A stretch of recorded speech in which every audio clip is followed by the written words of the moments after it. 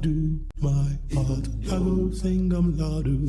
Even though you know be a drug addict, do your part to make I next for no carry them. Even though you never, even though you want to, I barely no bother.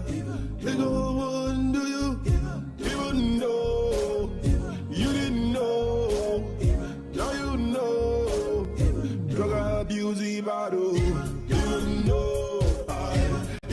though we don't do me, even do my body, even though you don't buy me, you don't buy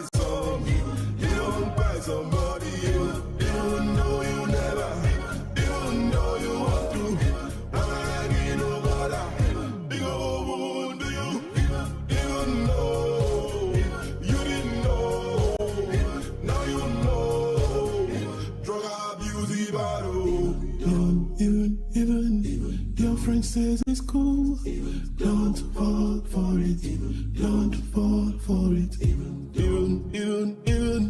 the country hard, don't fall for it, drug abuse is bad, even though you never, even though you want to, I barely no bother, they go on do you, even though you didn't know, now you know, drug abuse is bad, even though we don't do me, even do my body, even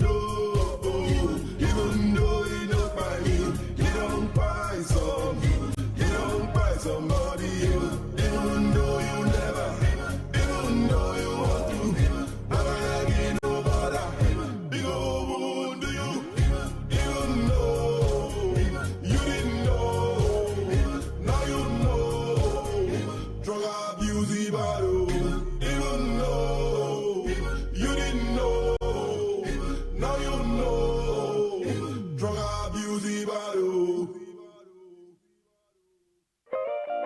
I can stop it, I can leave it all. Oh, oh, oh.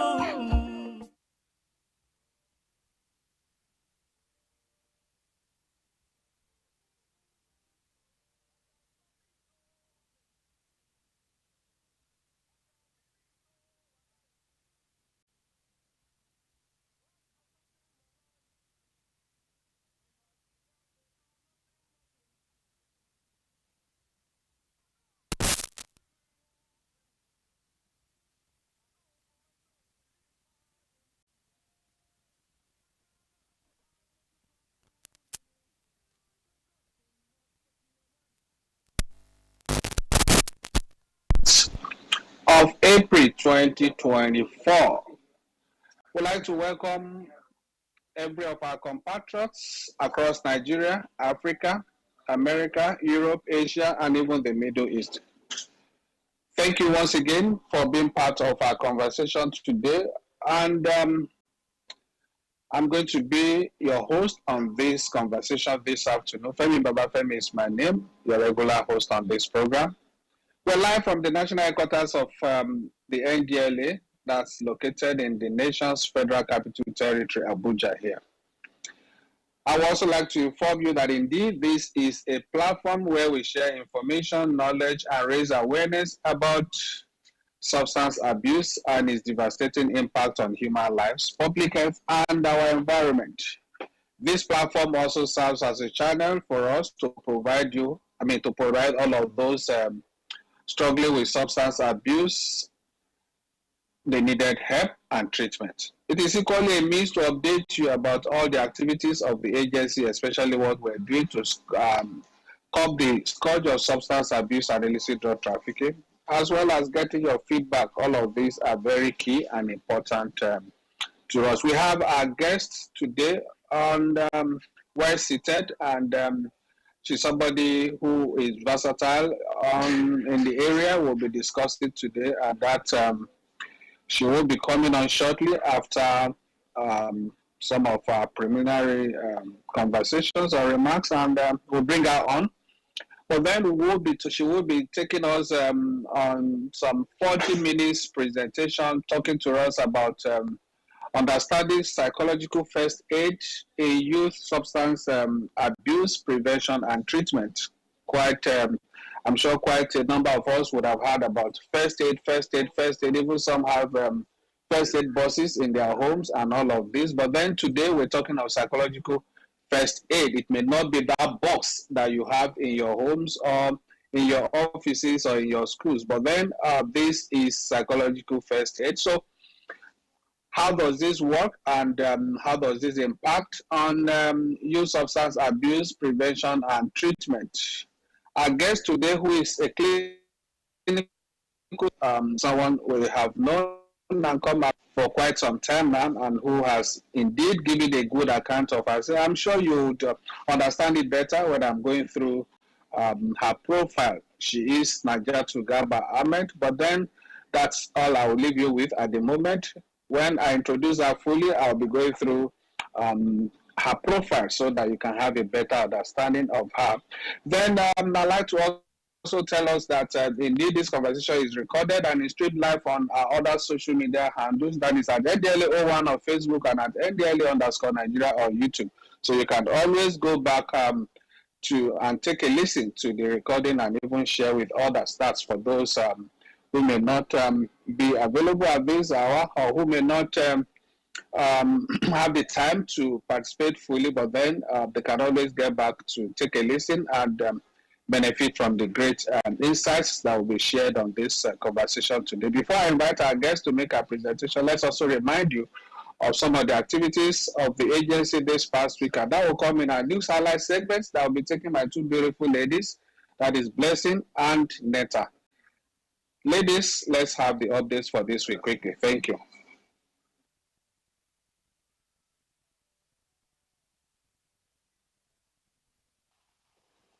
Thank you, sir.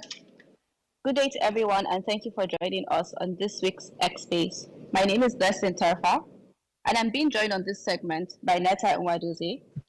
Here are the NDLEA news highlights for the week. First, the headlines. 51.90 kilograms heroin. NDLEA nets 3 wanted kingpins. Intercepts Oman-bound drug consignment. Recovers 25,202 kilograms cannabis in Ondo, Bayelsa. 1,250,000 pills of opioids in Adamawa. Now the details. Over 2 months after they were declared wanted, operatives of the National Drug Law Enforcement Agency, NDLEA, have arrested 3 members of an organized crime organization which specializes in illicit drug trafficking across Nigeria, South Africa, Mozambique, Europe, and America, following the recent seizure of the single largest consignment of the heroin at the Murtala Mohammed International Airport, MMIA, Ikeja, Lagos.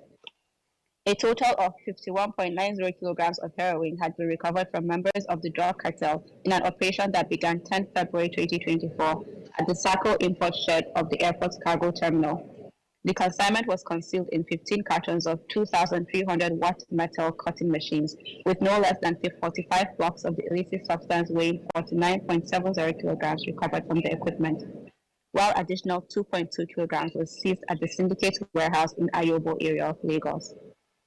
While the agency has secured interim for future court order on hotel, mansions, vehicles, and funds traced to members of the syndicate after arresting 4 of them, a manhunt was launched for others who went underground. The effort, however, paid off on Friday, 19 April, when 2 of the wanted kingpins, Onyechiki, Irene Ibukuta, and Franklin Uzochukwu, were arrested in Lagos and Oka, Anambra State, respectively. Another wanted member of the syndicate, Osita Emmanuel Obina, was equally nabbed in Lagos.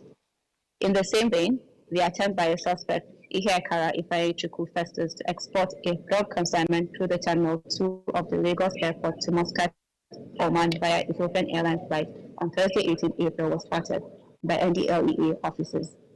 When his luggage was searched, 20 big parcels of cannabis weighing 9.80 kilograms were discovered concealed in his bag. In his statement, the suspect, who lives in Muscat, Oman, and returned to Nigeria on 1st April, confessed he was hired to courier the drug with an agreement to get paid $1.2 million upon successful delivery in Oman. In Adamawa State, NDLEA operatives on Saturday, 20th April, intercepted a Peugeot car driven by Dahir Mohammed at Gire on his way to Mubi with 1,250,000 pills of opioids weighing 450 kilograms. The operatives had earlier intercepted along Ngore Yola Road a J5 bus marked AAA 790XB loaded with motor spare parts from Onitsha, Anambra State, with consignments of codeine syrup and tramadol concealed in between the motor parts. A follow-up operation led to the arrest of the recipient, Jairus Mwach. Three suspects, Beria Kuma Vivian Chinedu, 40, Okpo Isaac, 68, and Daniel Onyechon, 42, were on Saturday, 20th April, arrested at Amarata, Yanagua, Bayelsa State, in connection with the seizure of 69 compressed blocks of cannabis weighing 36 kilograms and concealed in a false compartment of a Toyota picnic car marked MUS 711DH. This is even as NDLEA operatives in Imo State on Thursday, 18th April, arrested Kingsley Omeje, 41, at Amajeke, Owerri, while he was taking delivery of 49 bottles of codeine syrup he ordered. In Ondo State, NDLEA operatives raided the Oloro camp of the Kure North local government area, where they arrested Linus Odogu, 50, and destroyed a total of 25,000 kilograms of cannabis on 10 hectares of farmland, while they recovered 89.5 kilograms of same substance. Three other suspects, David Ogungete Ekpenyong, 22, Oluwaseun Folorunsho, 23, and Rabi Musa, 32, were nabbed in other parts of the state in connection to different seizures totaling 77 kilograms. While commending the officers and men of MMIA, Adamawa, Bayelsa, Ondo, and Imo commands of the agency for their balanced efforts in the past week, the Chairman Chief Executive Officer of NDLEA, Brigadier General Mohammed Buba Marwa, retired, equally applauded their counterparts across the country.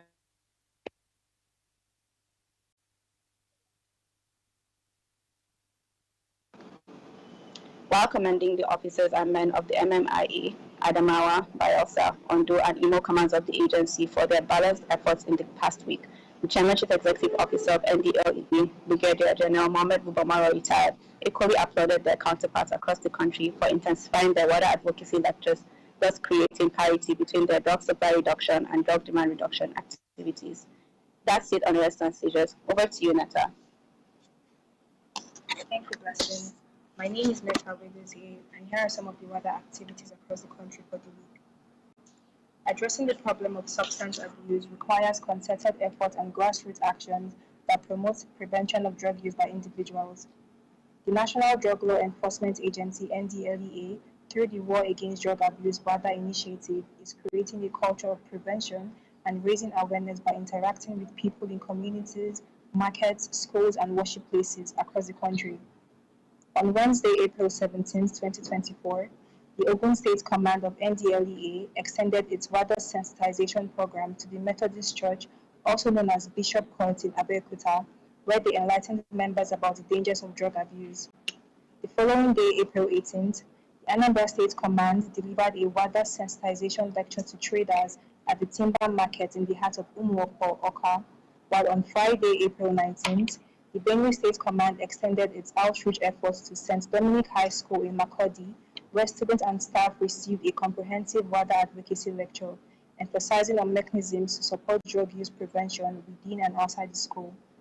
To round off for the week, the Jigawa State Command on Friday, 19th April, raised awareness in academic circles by delivering a WADA sensitization lecture at the Federal Polytechnic in Kazuri on the impact of illicit substance use on the academic success of youth.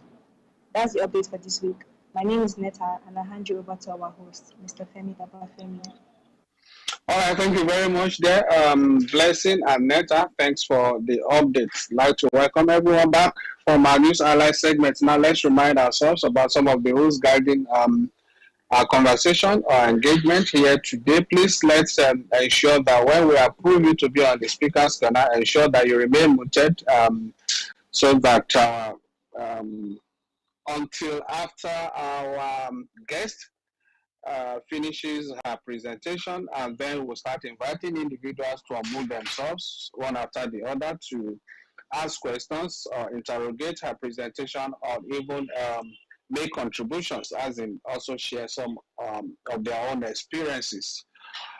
please let's ensure that we are well guided. Let's that way we'll be able to enjoy the conversation and benefit from the conversation we'll be having here today. We'd like to appreciate you for your usual cooperation every week on this program.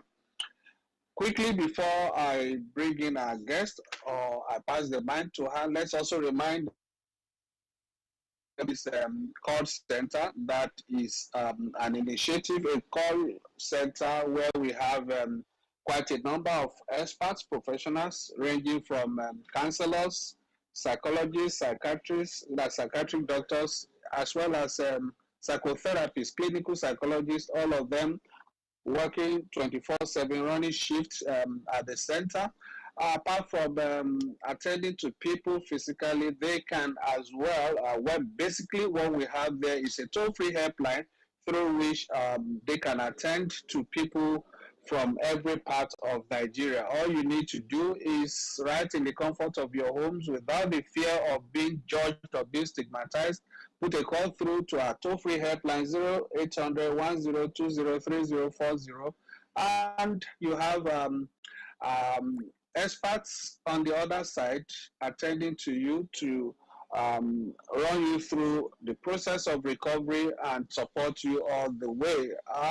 And even if you have to check into a rehab center, they have a map of all the rehab centers, both private and public, around the country. They can always guide you to the nearest one close to you and follow up with you in the course of your treatment to ensure that you get the best of treatment and thereafter get you reintegrated back to the society and to your family.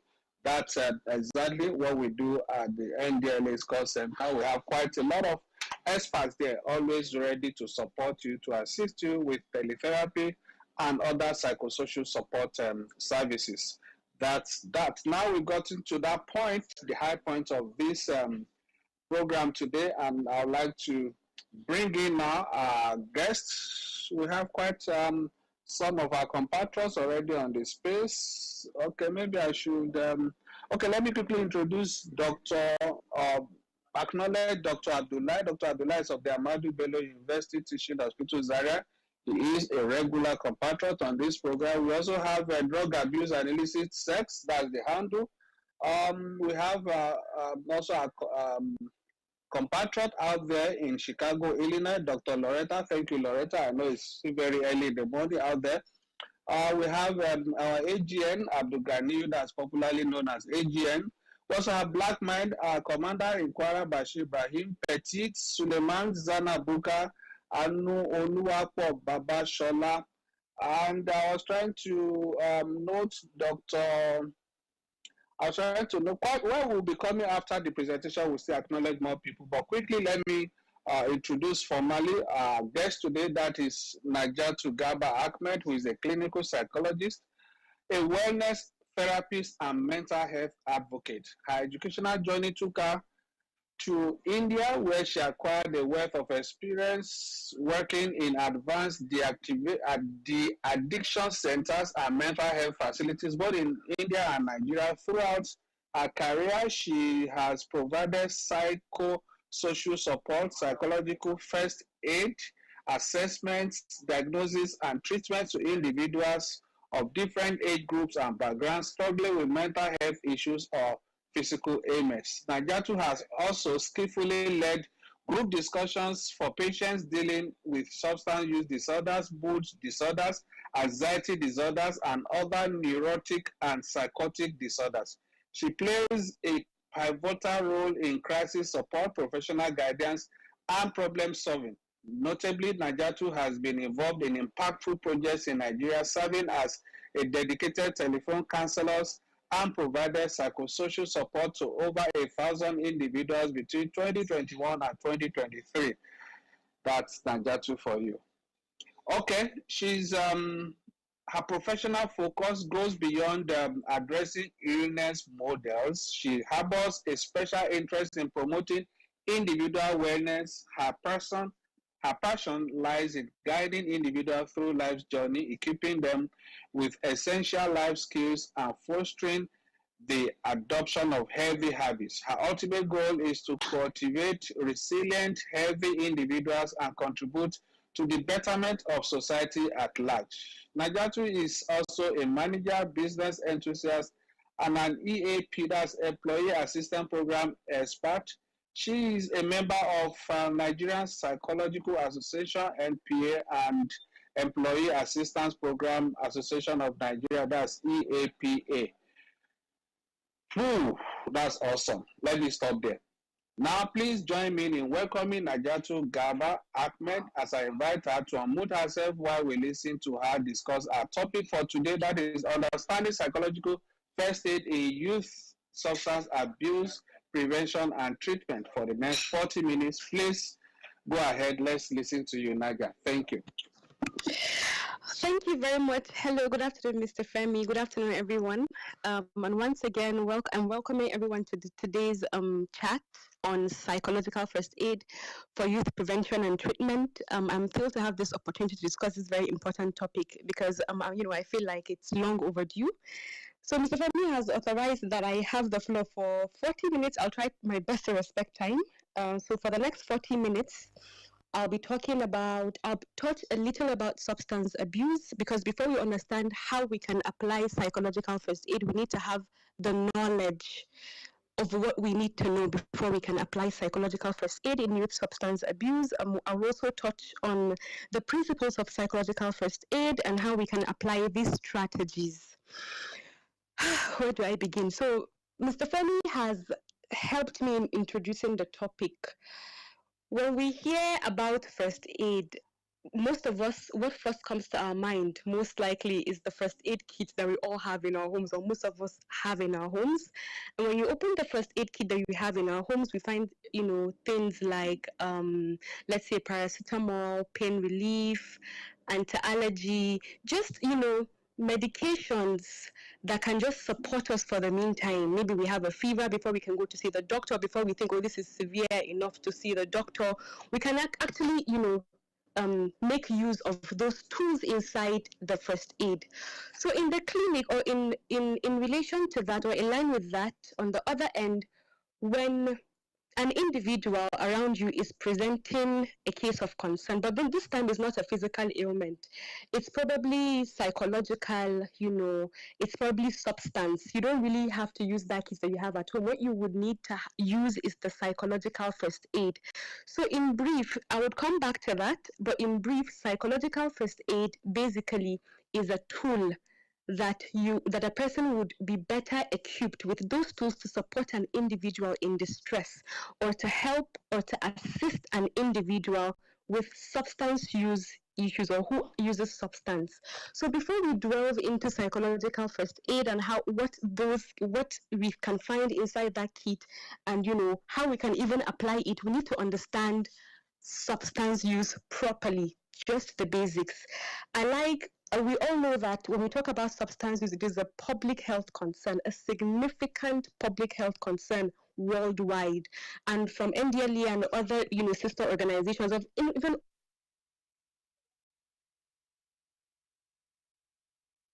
let me use the word alleviate substance use, because it's a public health concern. It affects the individual, society. It is not a personal problem. So in the course of that, the person, I don't know her name, she spoke before us, she said we need to find a way to promote the culture of intervention through individuals. We know that most of the time when we talk about substance abuse being a public health concern, we talk about the role of the schools, the role of the community, the role of law enforcement agencies, role of parents,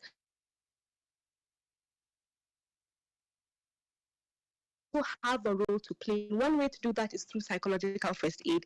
But before then, what really is substance abuse? So in simple terms, substance abuse is the use of harmful or hazardous substances like alcohol, illicit drugs, and even prescription medications that you can actually go and get over the counter, in a way that leads to significant impairment or distress.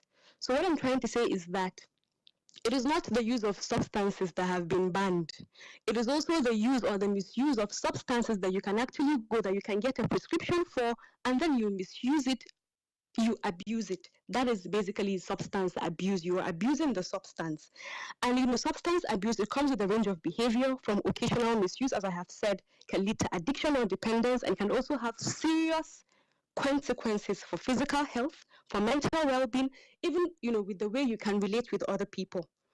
So some of the, and of course, when we talk about youth, the youth are particularly very vulnerable. Why? Because, they're at a stage in their life where, experimentation is there, peer influence is there, they want to experiment, they want to socialize. There's also developmental factors, hormones are fluctuating. When we look at the family, probably in the family there's a history of maybe alcohol use, probably, or maybe there's history of trauma, because you see that there are two people who are actually, one person is susceptible to using substance or using substance, and the other person is not, even if the people have the same set of friends. So they could actually be factors that can differentiate these kinds of people. Probably one has a tendency to develop a substance, a mental health issue, probably was already exposed to childhood trauma, neglect from the family, abuse, victim of abuse or rape or any form of, violence. Then the person is more susceptible to developing a substance use issue. So when we talk about substance, and substances specifically that youth of nowadays, you find that they usually use. Why I'm talking about substances, because we need to have this information before we are able to apply psychological first aid principles to help an individual right next to you. So some of the common substances that you might find, you might find youth of nowadays use is cannabis, which is marijuana, cocaine, amphetamine, diazepam, cough syrups, codeine, tramadol, and most of these medications, it's not really very difficult to get them. We have a lot of, NDLA is doing a lot to see how they can tackle this issue. We have people hawking drugs, and all that. You have drug dealers, and just before we came here, we heard the person talking about the efforts of NDLA to address such concerns. But this is mostly where you can find this kind of situation. So when it comes to substance abuse, it's quite really broad. And before you're able to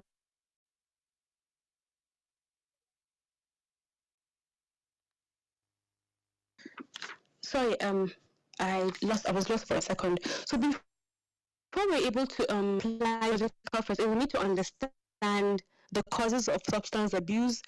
One, into substance abuse, the risk factors, what I can do to actually support a person. What are the preventive tools that I have to take to actually prevent my son, my friend, or any other person using substance.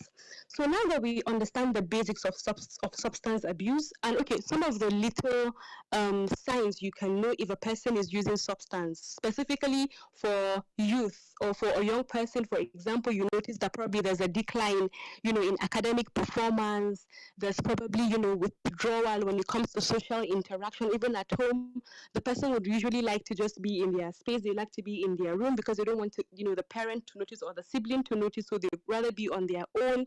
Probably you might notice that the child would probably have new set of friends. If the friends that the person had, they're not the same people that influenced him. So you might also notice that the person has a new set of friends. The person might just probably sometimes might want to just avoid long conversations or might not want to keep eye contact. The person might also show signs of aggression. You might show signs of, being very emotional. Let's say the child is calm or averagely calm, and then now the little thing that you can do, the person would want to snap. You're talking to your child and the child is trying to talk back. Sometimes these are the little signs that we might just think, what is wrong with this person? Is it just mood swings, or is it just that this is a bad day? But you do not really know that there's actually something happening to this, to this individual.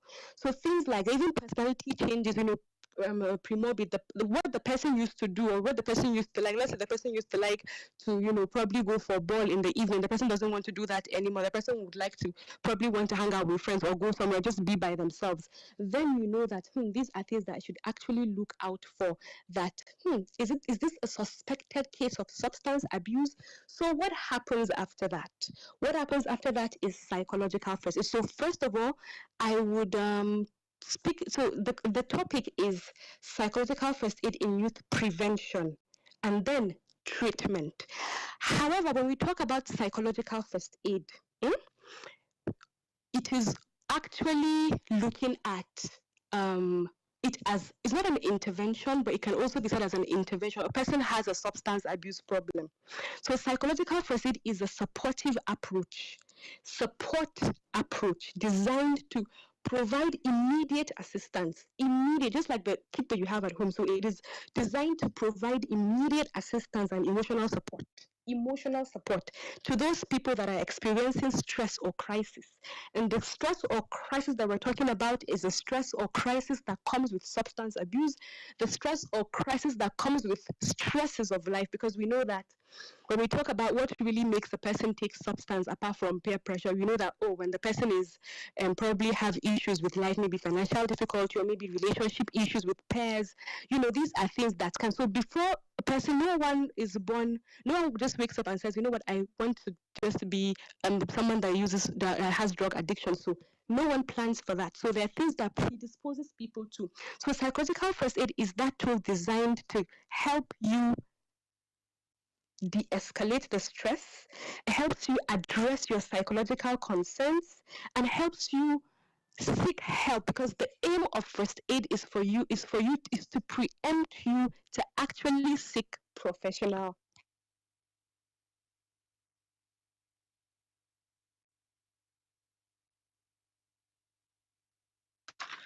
So when we talk about first aid, but why is this really important? Why do we have to talk about psychological first aid when we're talking about substance abuse and how we want to prevent it? We know that, okay, it's about providing support. So what kind of support? How can we're going to know very shortly. So the importance of psychological first. So first of all, psychological first aid should be a skill. It is a life skill that every person should learn, just like how you would talk about learning stress management, talk about learning mindful eating, talk about learning emotional intelligence, communication. It is a skill that every single person should learn. So why is it important? Number one, we have agreed that substance abuse is a public health concern. So for early intervention, when you're able to know how to provide psychological first aid, it helps you get anybody who has any kind of distress that could predispose the person to substance abuse, or the person is already using substance. It is the tool that helps you to connect to professional help, to escalate the situation before the situation gets worse. Because we know that once substance abuse is involved, there's self-harm involved, there's risk of harming others involved, there's a lot of, it causes a lot of dysfunction to a person's life. So before it gets too far, you're able to escalate and help that person to connect to professional help. As I have said again, de-escalation. You de-escalate because we know that, when it comes to substance abuse or when it comes to distress, aggression is involved, anxiety is involved, agitation is involved. So it helps you to de-escalate tension. It helps the person to feel safe, because that is very, very important. Most people that use substance, you see that most of them, they could have comorbid mental health issues. And those mental health issues probably were born out of the challenges that were there around the substance use, because of the difference between substance use disorder and then mental health and the mental illness. But you realize that even out of the situation, from stigma to loneliness to depressive feeling, because even them, they're not happy that they're doing what they're doing. Most of them, there's a lot of life change that comes. The family would abandon them, they'll probably leave school, and all those things are enough to predispose people to distress. So de-escalation. And also, when we learn psychological first aid, let's say I learn psychological first aid, every other person here would learn psychological first aid. That would mean that you have knowledge, you're well equipped with knowledge to help someone. When you're helping that person, there's no judgment. It's a safe space. You're trying to show empathy. You're trying to show the person that you're here to help. You're trying to show the person that, you're not in this alone. I can just imagine what you have to go through, and there's also help. You don't have to do it alone. So doing that, you're reducing stigma. So that means if you would learn psychological first aid, it is one way to curb the issue by reducing stigma. Again, it improves well-being, because the person feels calmer, the person feels supported, the person feels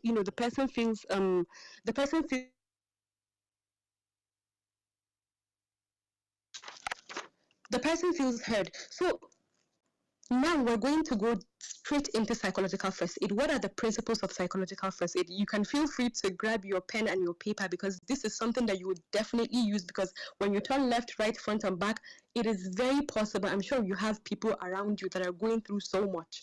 Probably people who even use substance, or you have young ones who are in their youthful age, they're adolescents, and then this would be very helpful tool for them. So number one principle, you need to assess safety. For example, you come into the house and then you see a person called, what's name? Let's say you see a person called John. John is seated on his couch. John has a bottle of alcohol or beer on his left arm, and there are broken bottles on the floor, and John is crying. So the first thing you need to do is to ensure that the environment is safe for you to advance. And even, okay, is this person, can this person cause harm to himself? So you have to assess safety. That's the first thing you should do.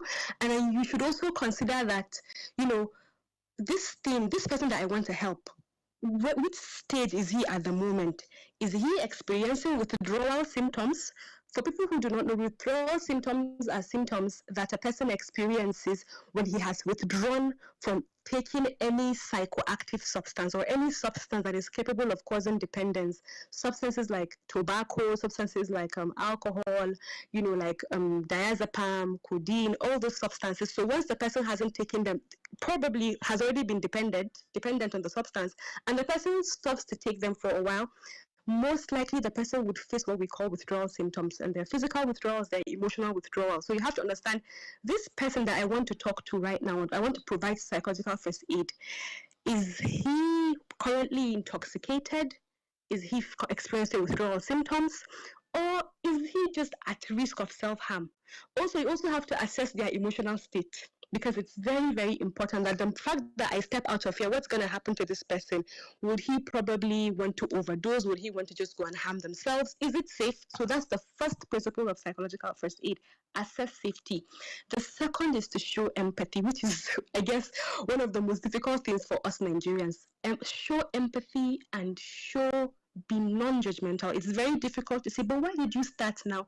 But we've told you many times, we've warned you that you should not do this. This thing is not a good thing. Yes, you're right, but right there at the time, the person doesn't need blame. It's just like kicking a man when he's already down. Just imagine a person is engaged in a terrible car accident, and in that accident, you know, there are lots of other cars, collision, you know, probably the glasses have been broken.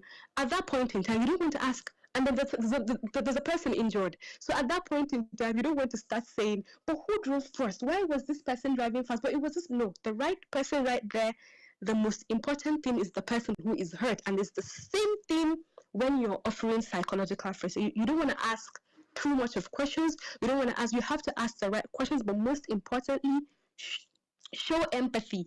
Let the person know that you care, because most of the people who use substance, they feel like, you know what, no one cares about me, so why should I stop anyways? Most of them, they have a lot of negative thoughts, because when you take substances, there are a lot of changes that happens in the brain, and emotions are involved, and, you know, so many things happening, chemicals get affected, and then negative thinking is very common. You know, wait, why no one even cares about me, so why do I even have to stop anyways? You know, the world is, I feel hopeless, I feel helpless, I feel worthless, I've lost so many things, my family don't want me anymore. So these kind of things that you don't even want to, you just want to tell the person, hey, you know what, I'm right here, what do you need? So you need to listen. When the person wants to talk, you need to listen without interruption, you need to listen without judgment, and please avoid using language that will say, but you too, why did you do that? Now, this thing that you did is not good. So don't do that, and don't make them feel ashamed. Because the moment you do that, they're dwelling more in the situation. What you're doing is not psychological first aid anymore. So you have to validate their feelings and acknowledge that, you know what, I understand that this is a very challenging moment for you. It's not easy for you to do X, Y, Z. So that's principle number 2. So the third principle, you need to listen and encourage them to talk, encourage open communication. When you're listening, right, you're allowed to, maybe when they're crying or they're weeping, you can say, you know what, do you care for some water? You know what, take a box of tissue, cry as much as you want. So that way it is a safe space for them. They don't feel suffocated. You don't feel like, hey, you know what, we need to go and get help. You don't have to pressure them. And it is very important to consider culture and religion. So for example, you don't want to just reach out your hand and start to touch the head of the person or the hand of the person when you know that probably the culture of this person does not actually encourage that. So you can give the kind of support you want. You can tap the person on the back, you can hold their hand, you know, but at the same time you have to be culture cautious. It's very important, culture cautious and be religious cautious. And then you also have to ask questions, ask open-ended questions, not like questions that they will just say yes or no. So how does this make you feel? Rather than saying, do you think this is the end of the world? The person will tell you yes, or the person will tell you no. So ask questions that start with what, who.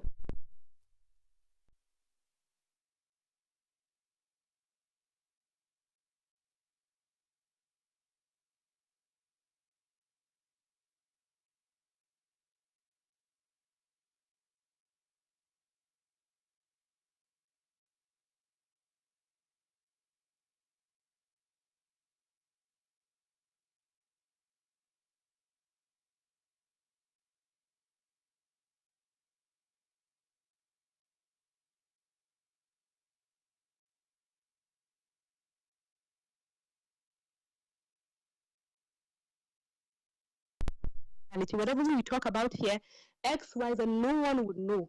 I'm here because I care, and we're talking. And at the same time, you don't have to only offer first aid to someone that you could even offer it to a bystander. You could be anyone that you can have a conversation with.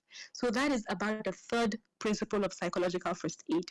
Then the fourth one, which is the very important one, after you've listened, after you properly you really understand the situation better and how you can help them better.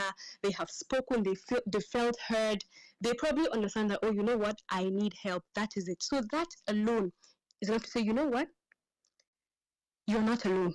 And there are people who want help and there are people who go to receive help. Feel free to provide them information about resources. You know what? There's this NDLEA 24/7 helpline that you can actually call at any time of the day. It's a 24-hour service.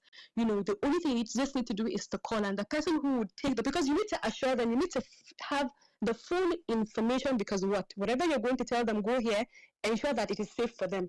So ensure that whatever resource or whatever support that you want to offer to them is something that is authentic, something that you have verified, something that you're sure of, So tell them, you know what, for example, there's an NDLEA 24/7 helpline, and this is the person when you call, it is not a customer service that will pick the call. It is a professional. I can listen to you. I'm here when you want to talk, but you know what? I am not a therapist.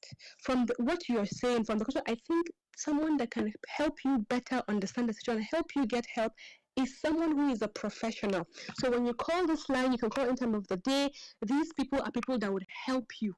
So you have to give them the full information. You have to assure them that when you go there, you would get the support that they need. So connect them with the resources, connect them with the necessary help. And sometimes maybe that person you might need to connect them first is a parent, because probably the person you're talking to, let's say, is a 17-year-old or a 16-year-old. You can't just connect the person to a therapist directly, right? Because the person is a minor. So what you need to do is to ensure that you connect the person probably to a parent or to a school counselor, depending on who this person is. So the channel should be, should know where to signpost this person to. So the fifth. Please not give Ashley away. Hello? Sorry, don't mind that person. I'll remove the person now. Okay, that's fine. I hope I'm audible. Please excuse me. Loud and clear. You are loud and clear. Okay.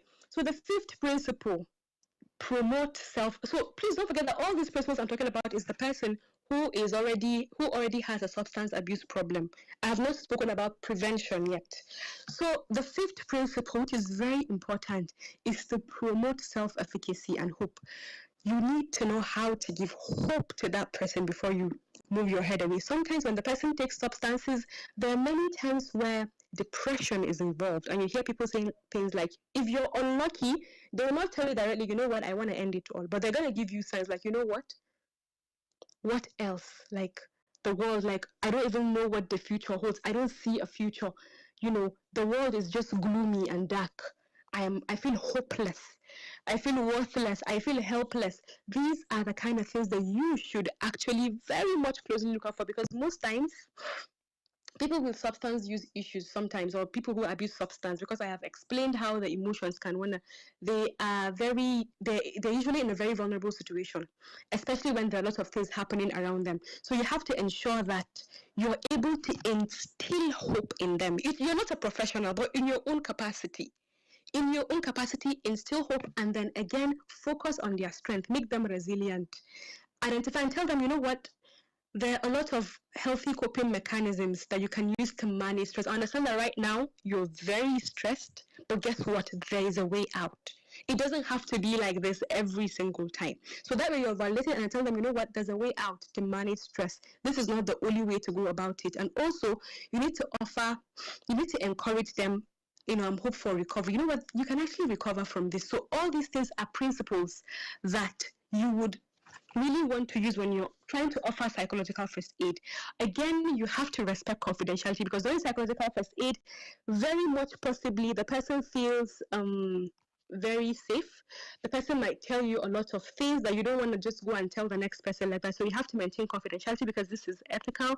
You have to be prepared for resistance as well, because you shouldn't say, you know what, I have shown this person that, I'm here for him, but he doesn't want to talk, so there's nothing I can do about it. You have to learn how to roll with the resistance. And also, before then, you have to develop rapport. You need to know how to build trust, because for anyone to open their mouth and talk to you about their issues, then definitely, you have to be someone that they really trust. So just like that, they will not do that. So quickly, I'll just talk about prevention. How can we actually talk about substance abuse when it comes to prevention? Because all I have spoken about is that, okay, when it has happened, what do we do about it? What can you play? What role can an individual play when it comes to addressing these issues? So we'll talk about prevention in even though psychological first aid is a tool specifically designed for people who are already in crisis, not people who are about to be in crisis or people who you want to prevent. But however, these key principles of first aid, right? You can incorporate them in prevention. For example, we know that everyone goes through stress. We know the risk factors. We know what can predispose one to using substance abuse. We know all these things, and most of the time, it could start without appropriate guidance. It could just start with a thought that, you know what, everyone is doing it, so what? It could start like, you know what, everything, like, it's a cool thing to do. So PFA in prevention can come from an angle of education.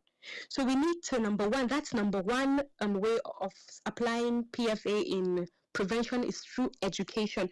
We need to know how to educate our youth about the risk, about the consequences of substance abuse, and how we can prevent it. I usually say that I wish I could speak from a place of authority, or I wish I was in a place of authority, and I would say, you know what, mental health topics, it would be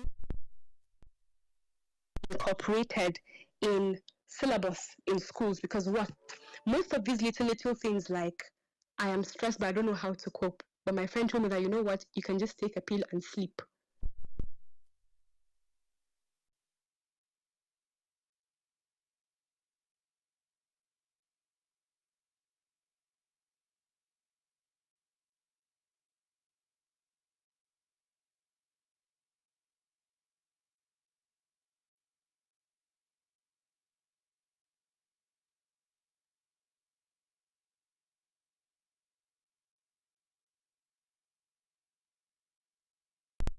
Way, we have to find a way to talk about it in a way that is age appropriate, So they have to know about healthy and unhealthy emotions. They have to know about how to succumb to peer pressure. They have to know little things like building confidence and building resilience, because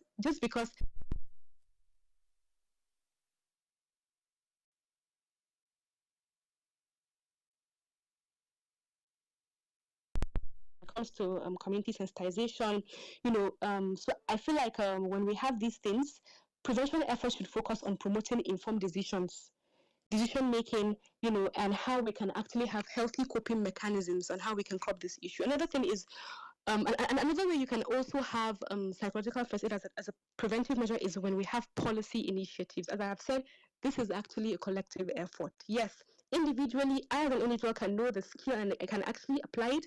But when it comes to prevention, if we have policies, for example, policy development at local, state, and national levels that are essential for preventing, substance abuse, policy, such as like restricting access to alcohol or tobacco products. Because even though we know that on the pack of tobacco, we see that smoking kills and all that, but how can we actually restrict that?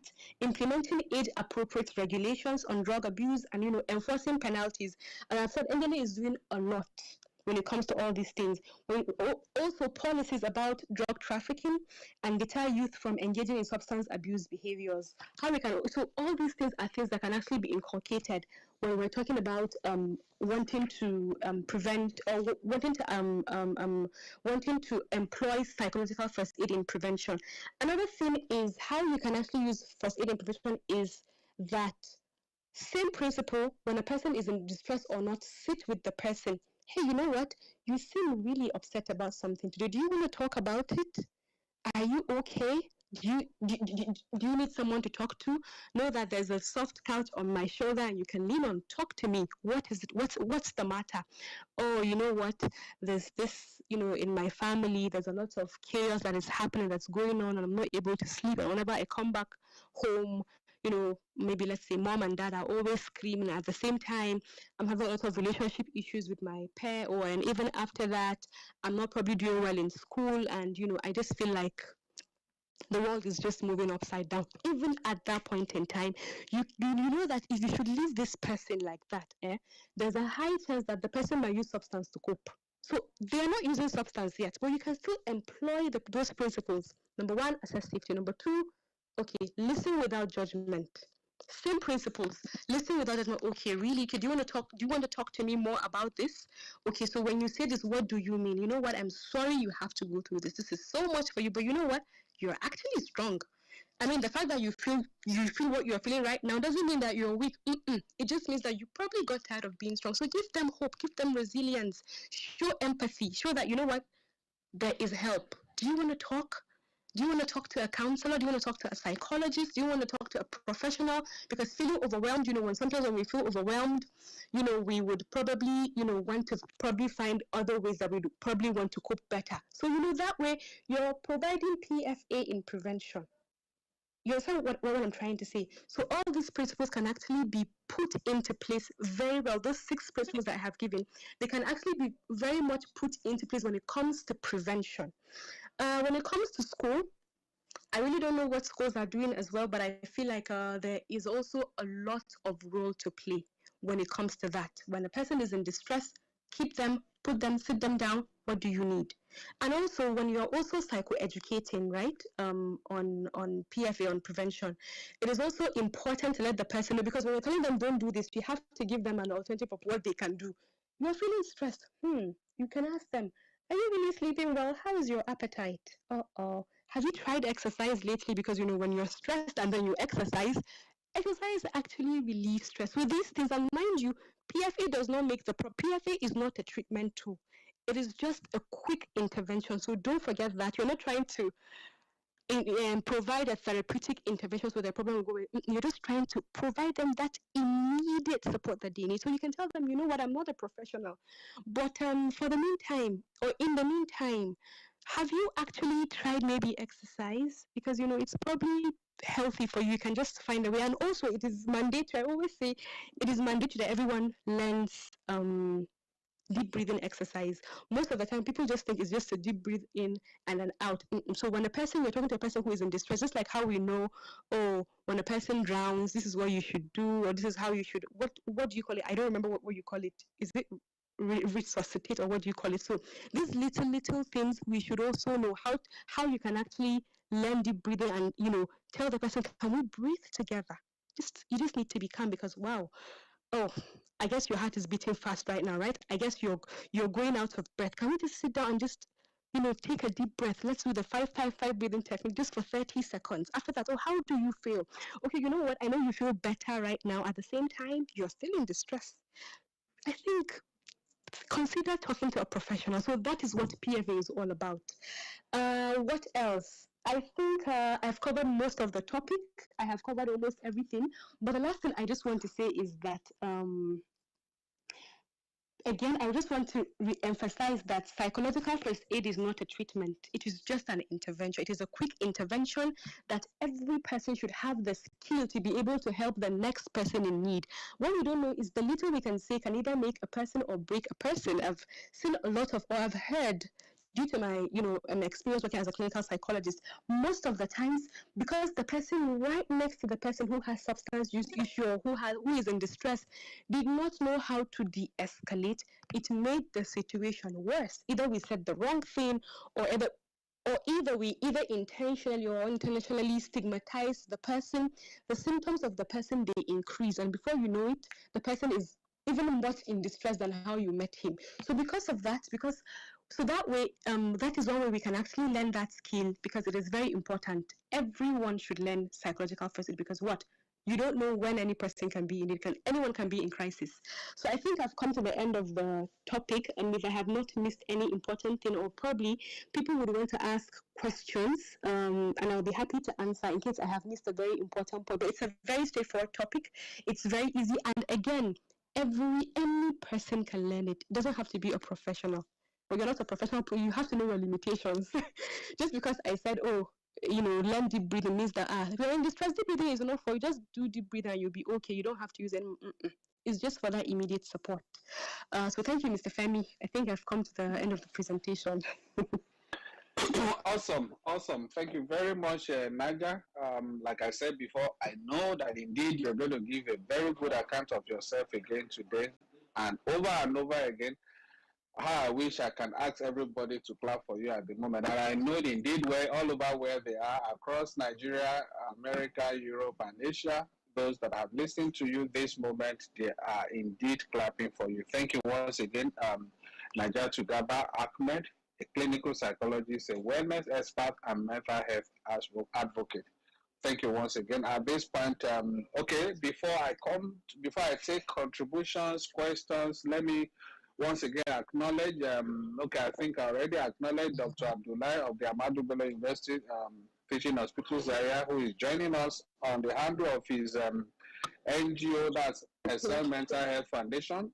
You can mute yourself now, Naja, then, or I can help you from this end, if you don't mind. Okay. All right, thank you there. We'll also have already acknowledged Drug Abuse Analysis Cells that's joining us on the handle of that handle. Then our very good friend joining us from Chicago, Illinois, Dr. Loretta. Thank you, Loretta. I'm sure Loretta will speak immediately after this acknowledgement. Then AGN, that's Abdul Ganil. Blank Mind Bashir Ibrahim, that's the agency's commander in Kwara. Petit Suleiman. Zana Buka, Anolu Apo Babashola. I've acknowledged all of you earlier. Now let's some of the new people. Dr. Akinola Adepetu. Thank you, Dr. Akinola Adepetu.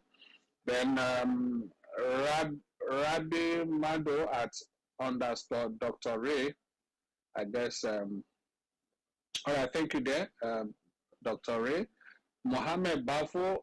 Then Prince Eshimokai, Oladele Farouk Tanimu, Rabi Usma Aminu, Emile John, Iranshele Jumare, regular John Ogunjimi, Ibrahim Kuru, another regular, another good advocate, Imrana Halilu. Also we have Tinuka Idowu. Tinuka Idowu is another medical practitioner joining us from Maryland, US. And then we have Mohammed Ami Mahmoud. Thank you, everyone, for being part of this conversation. Now, let's take, Loretta, are you ready for us? Or I go to our DM? I'm Dr. Babafemi, thank you, and good morning. Awesome discussion from Naja there. I would have loved to jump in immediately, but I would come back. I just have to jump into another meeting, but I'll be listening in. So I will come back. So thank you. Please let someone else take the mic. Thank you so much. All right. Thank you very much there, Loretta. I told you, Loretta, it's early in her own time, early of the day. So that's why she greeted us good morning. Indeed, it's evening in Nigeria here. Thank you once again, Loretta, for coming in there. Okay, let me quickly take this from DM.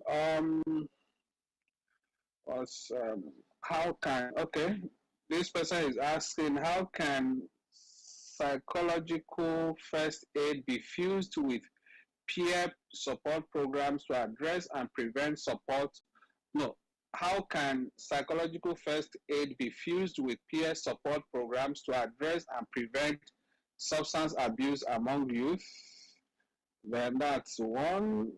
I believe some of these questions must have been answered earlier, but then Naja can always also fuse them and brush through them. Then the next one is how can parents and caregivers provide PFA to teenagers struggling with substance abuse? I believe you already addressed that. Okay, let's take this. Let's get your response to this, Naja. Thank you. Okay, yes, thank you very much, Mr. Femi. Yes, I have answered this question. I have spoken about importance of infusing principles of psychological first aid in programs, whether in school, any kind of community-based program and all that. And most of how we can actually employ this is number one, if you have a group of peers, then it is important you need to understand, you need to reiterate that, of course, stressors are involved. So what are the very common challenges that, this group has? What are the common challenges? Is if it's, people that are probably, let's say schoolgoing, it's basically things like academic stress, or it's basically, things like maybe issues at home and I cannot cope with that, or it's probably, trying to find the balance when it comes to balancing relationships, and they can easily be affected by one or two issues because of, forming, when they're actually forming those kind of relationships. So the importance is still the same principle. Number one, identify those stressors and develop or help them, understand that there are other healthy alternatives, but not substance, in order to deal with those stresses. So again, I'm just saying that you have to know how to help those young people identify situations that may lead them as well to substance abuse. So it's a full-time blown, it's like a hands-on intervention on psychoeducation, on substance abuse, on things that can predispose one to substance abuse, on the risk factors. And by doing that, you're telling them, but you know what are your problems? We're here to listen. It's a non-judgmental space. Rather than having to go use substance, know that this is a safe space, because if it's a peer support group, then it's also a safe space to talk about challenges that have to do with peers, and things like, just things related to peers and all that. You have to also challenge things like misconceptions that may be going on in the group, in that common group. Things like, when it comes to substances, what do you think about substance use? I mean, it is just harmless. I mean, yes, I've heard about substance and it's harmless. I mean, everyone does it. Does everyone really do it? So that way you find your way and then you employ those principles that I've spoken about, when it comes to psychological first aid. So it's the same principle, but just, infusing them in this kind of programs. I hope I've answered the question. I think so, and I believe so. Thank you once again, Naja there. Okay, let's take the next one from Ife. Ife is asking, what are the barriers to accessing psychological first aid for youth with substance abuse issues, and how can they be overcome? Now talking of barriers to accessing PFA. Yeah. You can go ahead. Okay, thank you very much. So when we talk about the barriers, number one barrier is safety. I have said safety. So if I know that, this person is not in a state that I can ever employ psychological support, then the thing we just need to do is just to escalate and get immediate either medical help or clinical help or psychological help for the person. Then it's a barrier, because it is not even safe for you. Number two, the situation is so serious that the person needs immediate, maybe medical attention. You can't. Number three, when the person is in a situation where you can't even access that kind of help, probably the person is very intoxicated, the person is not even conscious. So in that way, you can't, provide psychological first aid at all. It's a barrier for you. Number four is when you know that this situation is not for you to even attend to. It's very serious. It's already severe. There's no time. You escalate. So these are the barriers that you can actually have when it comes to. But psychological first aid is for all age groups. That the person is old, the person is young. What you just need to do is to know how to apply it in an age-appropriate manner. But again, when the situation is so serious and there's no time to provide any first aid, maybe the person is unconscious, the person is very intoxicated, the person needs immediate medical help. That's not when you want to provide psychological first aid. So that's a limitation for first aid. All right, thank you there. Again, Naja. Okay, let me read these. Okay, Valentino Balahan is asking, good afternoon, everyone.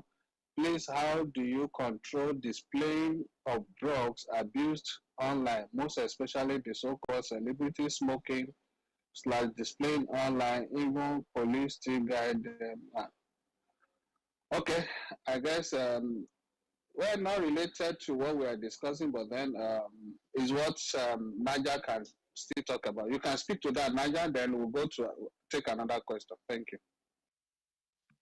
Okay, so when we talk about displaying, there are certain things that you as an individual may not have control over, but that would now have to do with the regulations and guidelines.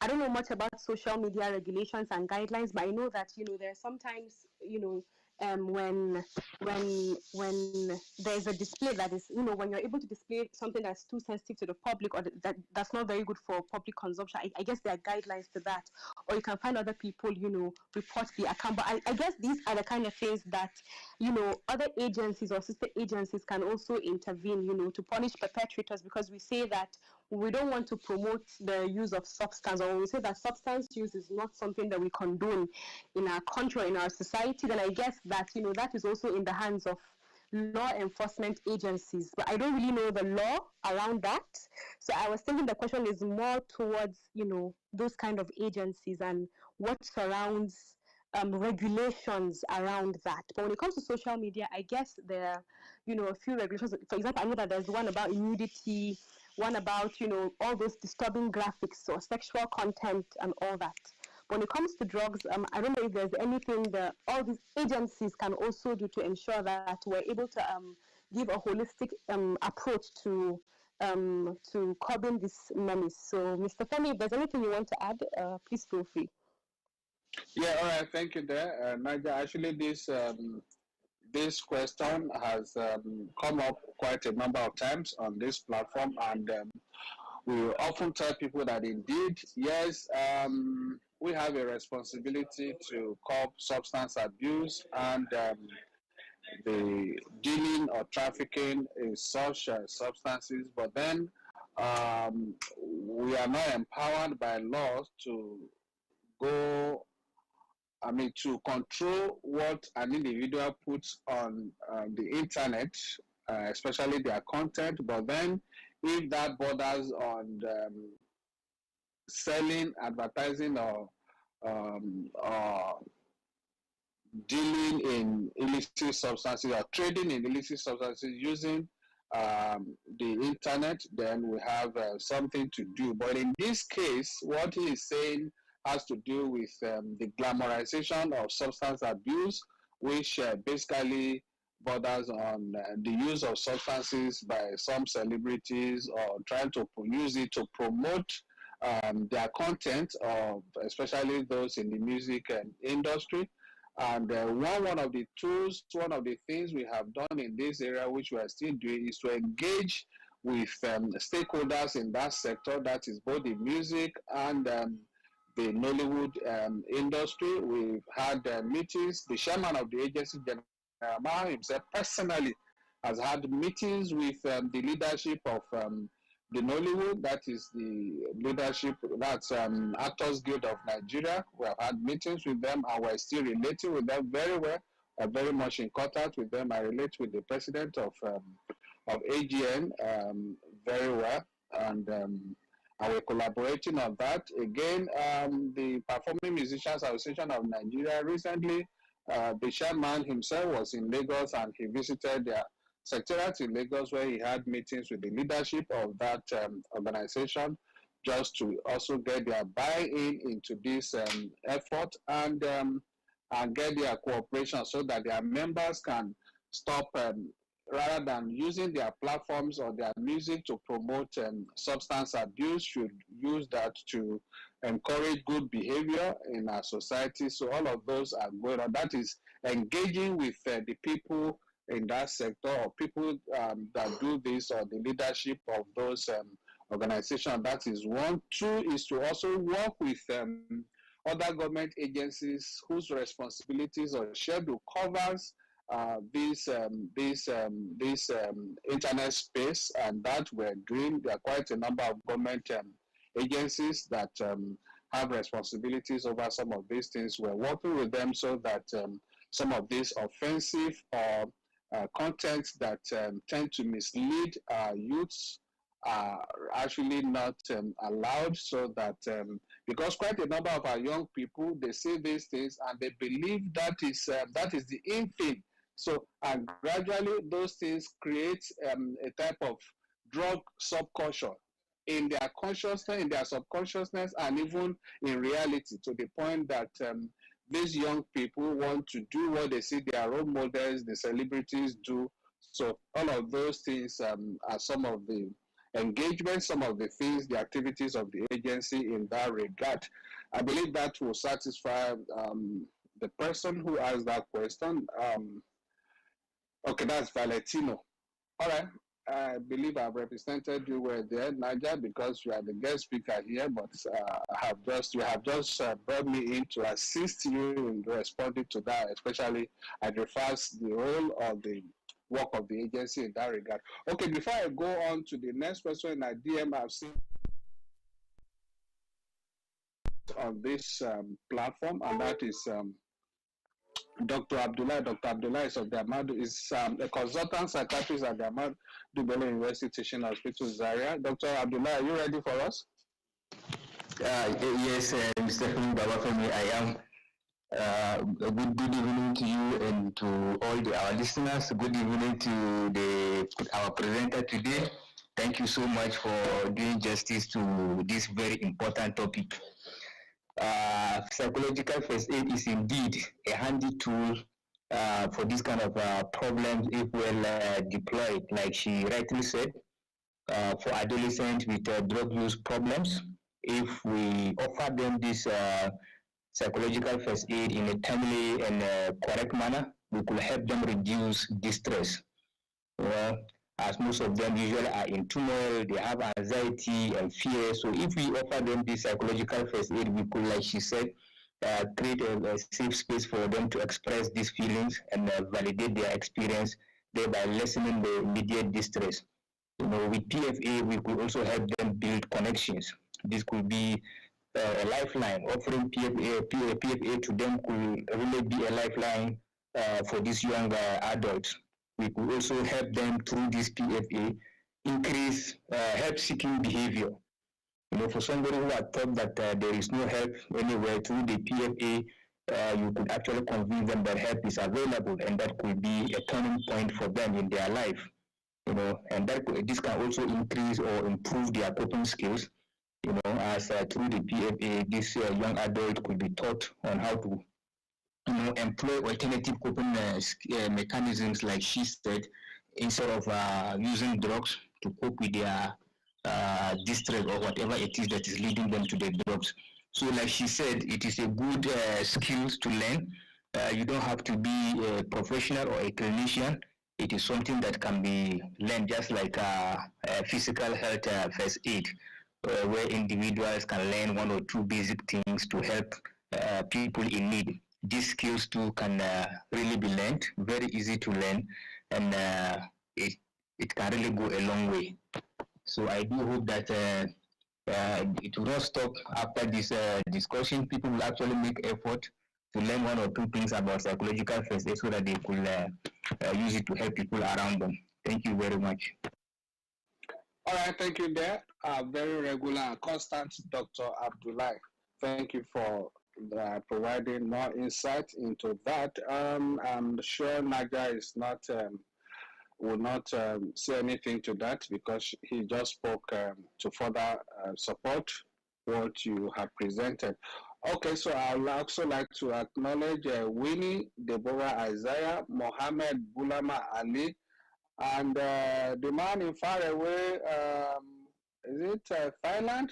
Yes, Thailand, Dr. Jonah Kolo. I have seen him on the space, even despite the distance. Dr.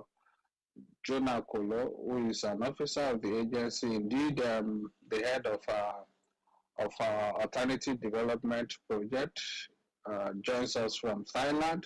Thank you, Dr. Kolo, for being part of this conversation. Okay, let's have is Mohammed Bulama Ali. Are you ready for us? Question, interrogation, or you want to make a contribution? Otherwise, I'll go to our DM quickly. Okay, Naja, somebody was asking in our DM, I think that's art by art. Art can be used as tool to aid substance abuse. Is it as tool to aid substance abuse or tool against substance abuse? What do you make of that, Naja? Okay, so I guess they're trying to talk about expression, right? Maybe in treatment, art therapy. There's something we call music therapy, interventions to employ for they are able to express their emotions. For example, I remember a time where there was recovery of substance addiction where there was own story of his own expression where in Nigeria, typical of the family, let me say how the society is built. Families, the mother is usually, who, a painting where it was only his mother that held on and every other person backed out. So there were people that were facing the opposite side. On the opposite side of who was able to connect him to a trusted professional, and that was what aided in his recovery.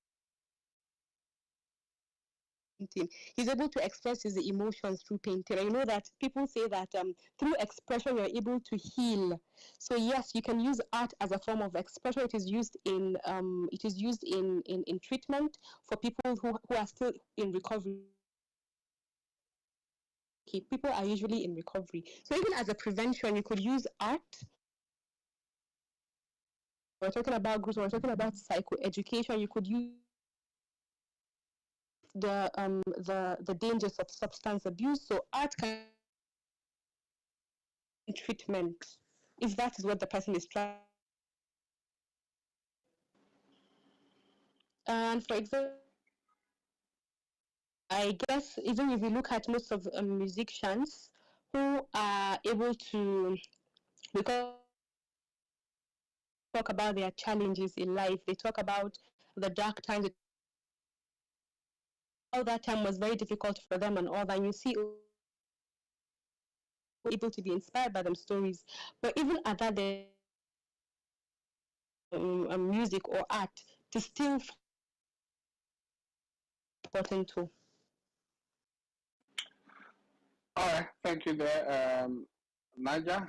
Once again, we appreciate that. I believe indeed your response captures exactly what the person was trying to say there in our GM. Okay, let's take this one from Obong. Obong is asking, definitely, obviously off your topic, but I think something related also. Obong is asking, what are the physiological effects of common substances on a developing adolescent brain? Naja, did you get that? Yes, I did. So it's talking about the physiological abuse on the adolescent brain. Physiology, we're talking about the brain, that before a substance becomes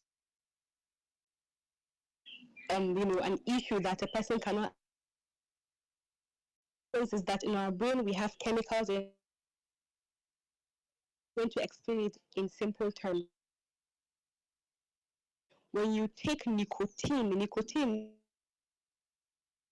a cigarette or shisha, so we're able to take a, for example, it goes straight to the receptors and it is able to a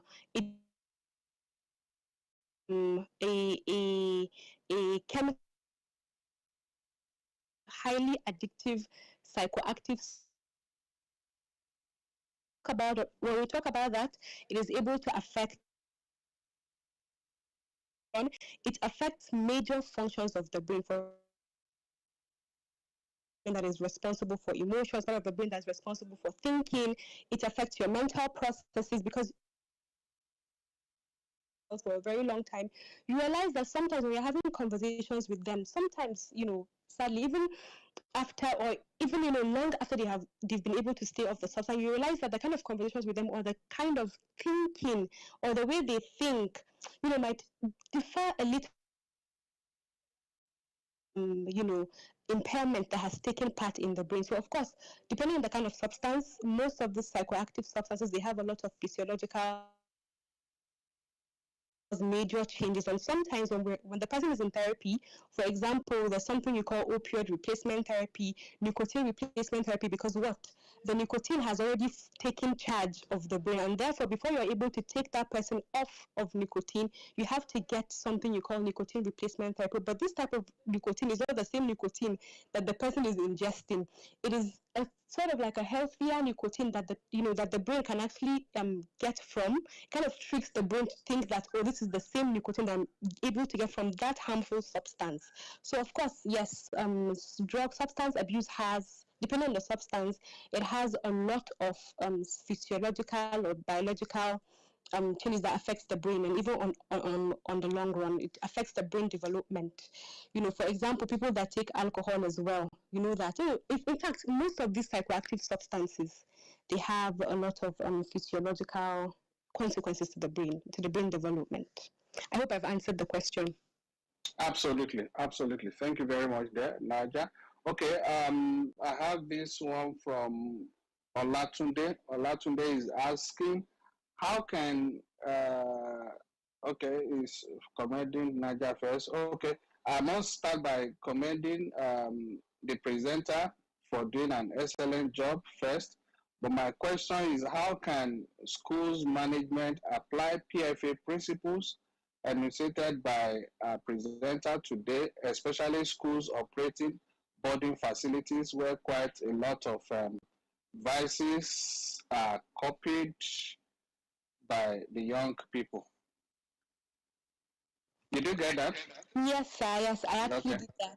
And if you remember, sir, when I was about to start this presentation, I said I just wish I came from a place of authority, where I can actually ensure that schools, it is part of your curriculum to have mental health programs. It is part of your curriculum to have, every school has to have a mental health curriculum, just like how we have that of physical health. But here, I guess, there's a role of government, there's a role of NGOs, there's a role of other bodies, that are into mental health to reach out to schools in partnership, to curb issues of mental health, to curb issues of substance abuse, and to also promote or strengthen the well-being, in effort to strengthen the well-being of individuals or citizens of the state or of the country, to have partnerships or programs where even teachers or school management is trained, because before the child will learn, the teachers, or they're the ones who have to have the hands-on skills.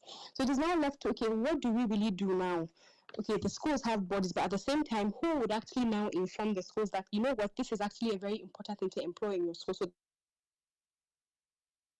other areas, as well as other organizations that are into substance abuse, they're into they're into mental health programs, to reach out to schools and to train these teachers, so that when the teachers are trained, they're able to train hundreds of students, and then it goes on. I'm not sure if NDLEA that they're doing a student based psychoeducation, specifically training for teachers or training for students directly, that is going on right now. But I guess when we have these kind of programs, either initiative by the state, initiative by the government, initiative by bodies, then I guess we would actually go a long way, because it's very difficult for you to know that school will just pick up the initiative like that. Because unfortunately, we talk about substance abuse, but then we don't actually, I guess that schools don't really look at it in a way that, okay, how do we employ this kind of programs to ensure that our children, our students are better informed and they have the skills to manage these kind of challenges that they may have. I think pretty much, I guess that if you look at 5 years ago or so,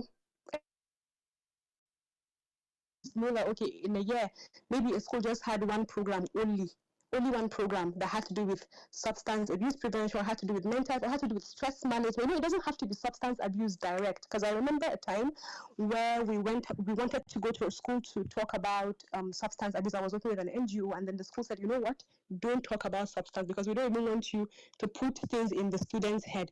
But we said, but this, you would be shocked that the students, they actually know. Try to ask them, they know. So there's nothing that you have. And then we were even looking at, SS1 to SS2, but they said, no, please. We don't want to talk about such things in our school, because when we talk about these things, you're already putting things in the students. And okay, we don't want to talk about substance abuse at all. We want to talk about something that can, okay, let's say stress management, let's say, building they're like, okay, yes, those kind of things are welcome. So we told them, we'll be careful. We'll not even do it in the middle. But they said, no, please, we don't want substance abuse. So I guess even these people, they have to be educated. So I guess, I don't know if NDLEA is doing anything or has any partnership to start, or you're already having a school-based program across anywhere, but I guess these kind of initiatives will be welcome, and all that. So I hope I have answered the question. Very well, thank you, Naja. There indeed, we have WADA clubs, that's War Against Drug Abuse, our social advocacy initiative campaign, going around schools, workplaces, communities, and all of those things. And one of the things we do in those schools, it's apart from lecturing them, talking to them about drugs and its consequences on those who abuse those drugs, we also try to put people together under what we call the WADA club, so that they can have some peer influence on others to see the need or why they should stay away from illicit substances, all of that going on. We also have the Drug-Free Campus campaign that's going on, targeting our universities and tertiary institutions. All of those are also targeted towards achieving this same goal. All right, that's in response to what Naja asked. Then I have this one from Anikulapo. Wow, okay. Anikulapo is also asking, I think it's a follow-up to the last question. There are, apart from the schools, there are a lot of workplaces with workers who suffer mental health issues. How can employers also apply PFA to help their workers before they start taking solace in illicit substances? I hope you understood that, Naja. Yes, I did. I was reading an article, I think it was sometime last year, and I read that organizations, they spend a lot of money when it comes to training the staff. They usually have a lot of periodic training. And one of the things that I usually, and all these, kind of things are usually corporate training and all that. And most of the time, they miss when it comes to this kind of mental health training or offering psychological support to these people. And I know that for a fact that there's something you call the employee wellness program, and these kind of programs are usually, I usually workplace-based programs to support the well-being of the staff. But I guess for most of these kind of organizations, if you look at it, I guess before you even come to support, you even have to look at their policies, because most of the times that you see that the employee has to reach an unrealistic deadline. There's a lot of work pressure. The person is struggling to even find work-life balance to of the office. They probably have to take a lot of caffeine, a lot of coffee. All those things are things that we need to stay awake to complete X, Y, and Z. They have targets. So all these things, first of all, you even have to ask, why is it that mental health related policies where you say, you know what, if you're a staff, you can't take straight 6 months, for example, without taking your leave, because we know that your mental well-being is important. You know what? We want to have these kind of programs that will support the well-being of employees. This is it. Okay, you people should enroll. It's totally confidential. We don't even need to know what is wrong with you. And the question you should also ask is, why is it that most of the time at work when we find out that there's an employee that is suffering from substance abuse, the first thing, most of the time, there is a sanction. They just want to let the employee go. But is that a way of helping him? Because you don't really know how many more are actually going through the same problem. So of course, there's a need for people that are involved to review their policies when it comes to mental health, to ensure that the well-being of their employers, of their employees, is actually very much taken into consideration. Talking about substance abuse is very key, because you find out that, especially in an environment where there's a lot of pressure, there is always an elephant, and an elephant that most people do not see. And then we also see this kind of signs. So it's also important to say that apart from training everyone on mental health, you should also train people on mental health first aid. You should train employees on first aid, because most of the times, I guess, colleagues speak to colleagues, right? They speak to their fellow colleagues on family, on work, on their pressure, their tension, what is not going well in their life and all that. And fellow help or assist or provide that immediate help when they're not even equipped to do so. So that is what we have conversations. We need to find the avenue. Either, most of these mental health based organizations have to do more. We have NGOs. We even need to understand that mental health is a priority, which I guess, I don't want to say that we're not there yet, but it has significant need for mental health and the need to, alleviate stigma. And the people who use substance, they need to be helped. They don't need to be stigmatized. I guess a lot. So how we can go about it, it's an initiative that we need to take. It's about policy. It's about, I'm thinking about the well-being of the employees. It's about other organizations that have and the need to reach out to all these organizations, sensitize them, find a way to enroll them, have them, see the need and the importance to take initiatives. Because even for those organizations, what they don't understand is that I was reading an article last year, and most organizations, they lose millions and millions and millions each year because the employee, because you can imagine if the employee is probably taking substance or the employee has some form of psychological distress, it directly affects the performance. It doesn't just happen with children. If the child has substance issue, it affects academically. Most of the time, the employee will now want to call in absent, because probably the last night, probably has been, I probably would call in sick. So this is actually a verified article that what to do about it. Then those people that are well informed, it is their responsibility to actually reach out to organizations to say, you know what, maybe we need to do something about it. So I guess, it's all a collective effort as well. So I hope I have answered the question. Indeed, you have done well there. We're running towards the end of this conversation now, but let me take this one again from our DM. More and more questions are pouring into our DM. I appreciate how eloquent and explicit Dr. Najatu is. I have enjoyed her lecture. This is coming from Halima. As a lady from the north, there are quite a lot of women who have some issues which have led them into drug abuse, but also not exposed to the public where they can seek help due to cultural and religious impediments. How can we get them to benefit from the PFA principles and interventions discussed by Dr. Najatu? I believe you understood that, Naja. Yes. I think we have also addressed this somehow indirectly when we're talking about, because she has chosen a specific specific, especially religious and cultural impediments. Yes. And that was why we spoke about the role of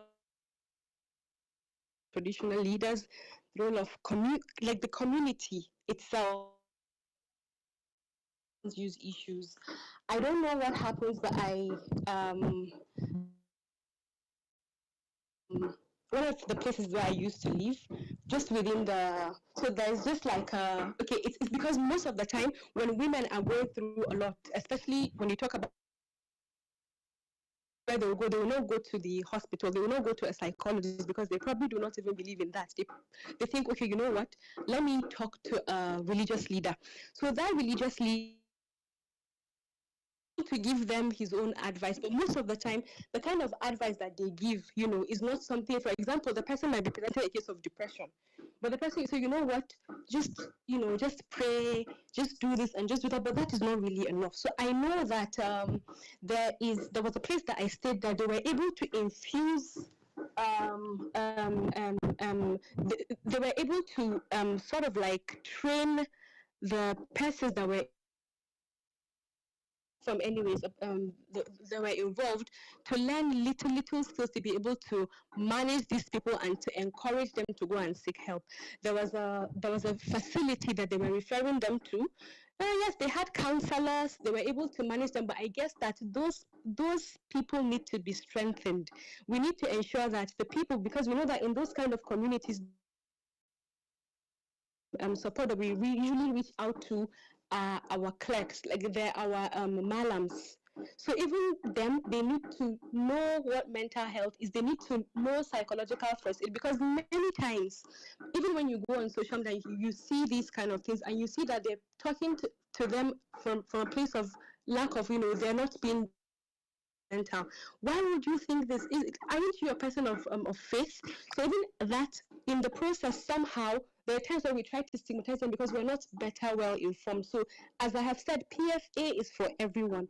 We just need to find a way to ensure that everyone is involved, to ensure that everyone has the skill, to ensure that the people who are in the authority are able to step down, because they have to know, they have to learn, they have to know how to step down. Because as we have said, most of the communities, they would barely go to see a psychologist directly. They would want to usually use the path where, yes, let me talk to a faith-based person, and usually we're not very well equipped. So it's a comprehensive effort. It's the same thing that we're saying. So community level, we need to know. We need to educate religious leaders, community, you know, all the people that are in authority, they all need to be educated. That is just it. Yes. And to, because for women specifically, women prefer to be in women's spaces. They don't want it to be that, okay, I'm a woman, so I need to be in a group that, you know, the fellow woman understands exactly what I'm going through. You know, it could be marriage, it could be physical health issues, it could be postpartum depression, it could be anything. And usually, I even say that it would even be great, right, if there's a whole community. So even when we go to meet our faith base, there's usually a referral than just telling them, go to the hospital or go there. No, if there's a way, they can find a way to work with a first aider, with a professional, with a counselor, with a first aider, that way they're able to better immediate help, and then they would ensure that after they had you know, signposted them to a place, they would follow up. Okay, so did you go? Okay, yeah, but have you been able to keep up? So that way we're able to form sub-communities. We're able to ensure that we ensure that the person is able to get that immediate help and is able to get. I hope I've answered the question. Absolutely, I hope so, and I believe so. Thank you once again, Naja. In another 10 minutes, we would be taking your last comments or remarks on this conversation today. But then, before we get to that, let's take this one also from Abubakar. Abubakar is asking. You said PFA, that's talking to Naja now. You said PFA is not a form of treatment, but I believe the principles are tantamount to counseling, which most users need, especially when most people can't afford cost of treatment. What do you do? Yeah, that's to you, Naja. Okay. So let me just reiterate that learning psychological first aid is not about becoming an expert. So just because you know psychological first aid, it does not replace actual therapy.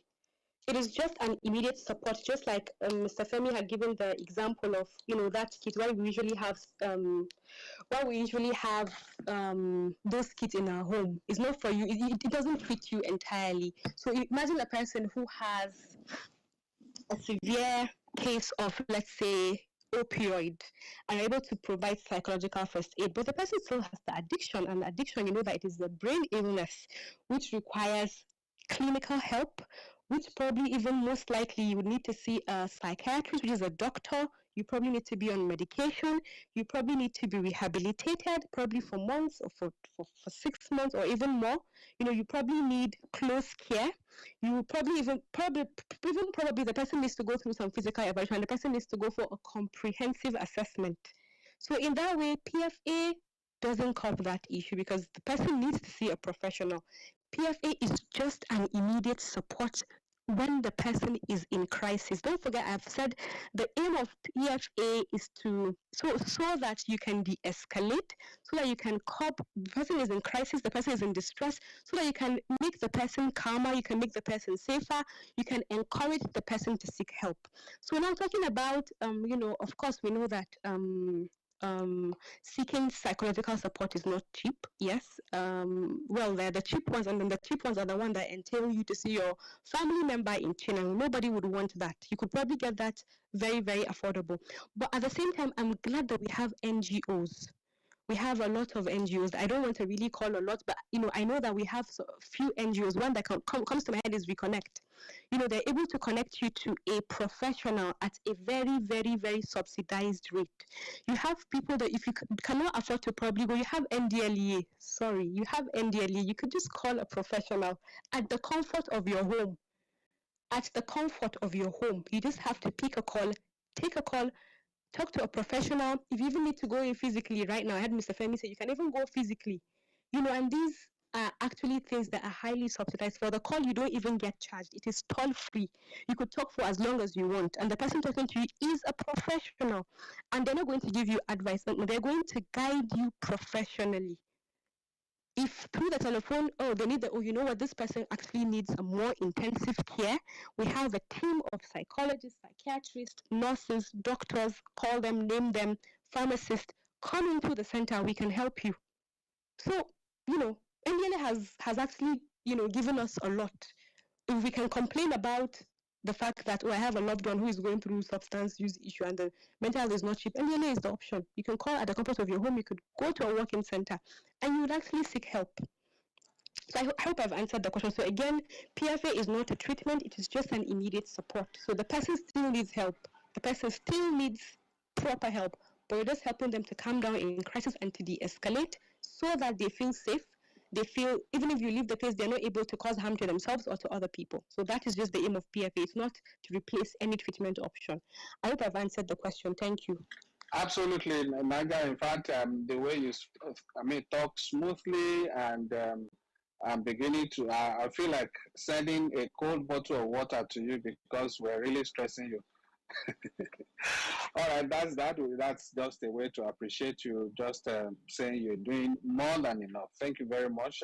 We have this one from Simon.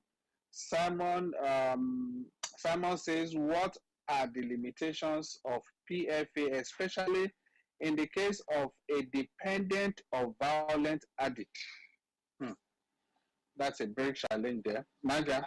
Okay, thank you very much. So first of all, we don't usually call people who take. Yeah, the word addict. Yeah, that's it. Yes. So we usually just say people with addiction because we believe that there's scope for change, and calling them addict means that your name, calling them there's no scope for change. So for a person, don't forget the number one principle that I have spoken about is safety. You have to look at your own safety and the safety of the other person. So a person who is also, you'd want to ensure that who knows how to, who is able to be better. You don't want to go, you don't want to put yourself in danger. You don't want to subject. So that is a very, very, very great. I think I have mentioned that you have to assess that. So that's yourself. When there is harm, you need to stay away. It's either when the person is calm, probably the person is still under the scam, or you're able to, you know, escalate to maybe family member or get a professional involved who is trained or who knows how to better tackle situations where there is hostility. You don't put me. So to digress a bit, the person who spoke about limitations, sometimes even language can be a barrier to providing psychological first aid. Don't know how to communicate. Maybe the person is another different language and you're, so that is also a limitation. So again, when it comes to aggressive, when it's a number one limitation, you can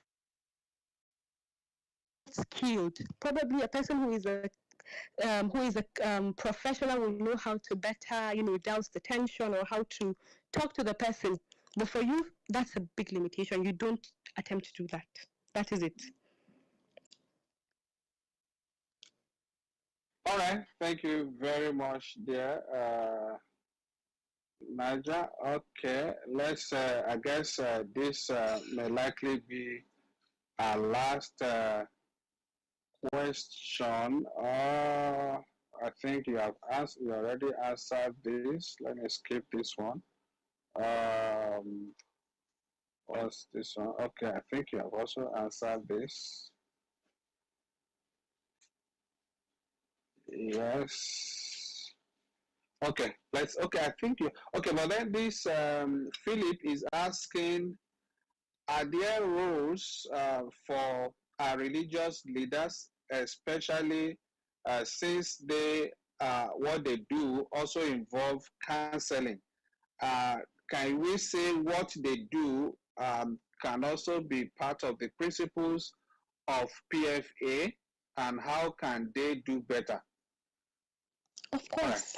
Of course. Well, to be honest, I have not been there when any traditional leader gave any form of counseling, so I cannot say exactly what they're doing is PFA, but I know for a fact that people go there when they're in distress, and people are able to say, oh, yes, I've, when I went there, let's say Miango, whoever the person is, was able to listen to me. They were able to probably even proffer one or two way out. Oh, so I guess people are able to find solace there. I don't know of the quality of that, but of course, whatever they do there is what we call psychological first. When the people come, they listen. But when we talk about non-judgmental, I don't know if they're able to do that. But that was why I'm saying that whatever they're doing, we need them. We need them, and then whatever they're doing, we would find a way to strengthen that. You know, because of course, you know, when it comes to communities and the way we have very limited access to support, very limited access to professionals across the country, most people would run to community leaders or religious leaders. So I guess, yes, whatever the quality, I can't say, but I know that people go there and people sort of feel, oh yes, I was able to talk to someone and the person listened to me, or even probably the person said XYZ. So I guess that could pass as PFA, but of course there's need to strengthen whatever that is, because don't forget I said whatever you say can either make the person or break the person. So it's very important to look at that. And something even came to my mind right now, right? The previous question, because you said this is the last question, the previous question that the person asked about women, community, and all that. I guess when it comes to substance abuse and women, right? I think I understand what the other person is saying. There is likely more stigma compared to when a man uses substance. And I'm sorry, that is how the society has made it for us. Because the way the society looks at women is entirely different from the way the society looks at men.